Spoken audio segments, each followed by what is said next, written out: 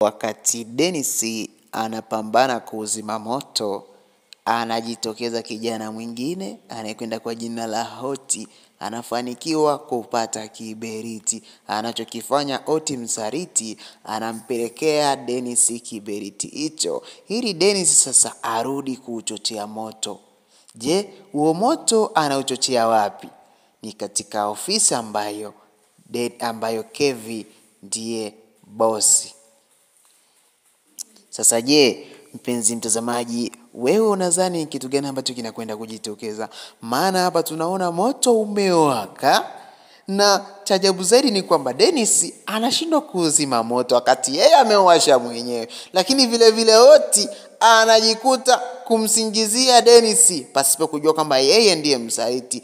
Yeye ndiye amefanya haya yote yanatokea. Sasa mpenzi mtazamaji, tumia muda huu kuacha komenti yako. Wewe unaona nini? Unapendekeza adhabu gani kwa hawa watu? Lakini wakati unapendekeza adhabu yako, ni kusi mpenzi mtazamaji, kama kweli unaikubali movie yetu ya mtoto wa bosi na mfanyakazi wake, basi onesha upendo wako kwa kubonyeza alama neno subscribe chini ya hii video, kuonesha kwamba upo sambamba nasi mpaka mwisho. So ikibonyeza alama neno subscribe, itakuwa rahisi kwako kupata taarifa na notification kuhusiana na mwelezo wa tamthilia yetu.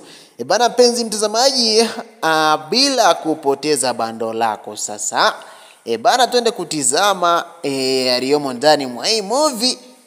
Na nikusihi sana, yaliyomo ndani mwa hii movie ni mengi mno.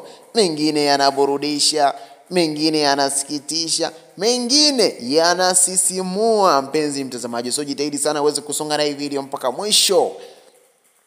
Okay, sasa baada ya kubonyeza alama hii ya neno subscribe chini ya hii video na kuacha komenti yako juu ya Hoti msaliti na Dennis. Sasa bana, twende kujua je, kuna nini ndani mwa movie yetu.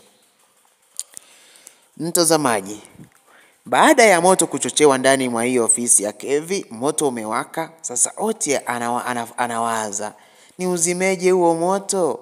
Maana Kevi anaonekana na nguvu kubwa. Lakini Dennis, Hoti aliyemsaliti Dennis na kumpenda Dennis, aliyemsaliti Kevi na kumpenda Dennis, ni kwamba huyo Hoti anashindwa sasa kupata msaada kwa Dennis. Yaani Dennis baada ya kumtumia Hoti kufanikisha kuwekeza katika hiyo kampuni, sasa ni kwamba anachokifanya Dennis, anamsaliti Hoti kwamba mimi sikujui, tembea zako. Wewe ulishirikiana na Latifa, sasa na mimi nimekutumia wewe kufanikisha mambo yako. Ulishirikiana na Latifa kuniharibu. Sasa mimi ninachokifanya, na mimi nimeshirikiana na wewe kufanikisha mipango yangu. Kwa hiyo ninachokuomba, ondoka, usitegemee kama naweza kukupa ajira. Huo muda sina. Napambana kuhakikisha nawekeza katika hiyo kampuni, na kampuni ilikuwa yangu. Unaona hapo mpenzi mtazamaji, mambo yanavyobadilika sasa. Je, wewe unapendekeza adhabu gani kwa Dennis? Unapendekeza adhabu gani kwa Hoti msaliti? Maana mpaka sasa Hoti ameifanya kampuni kuharibiwa na nani? Kuharibiwa na Dennis.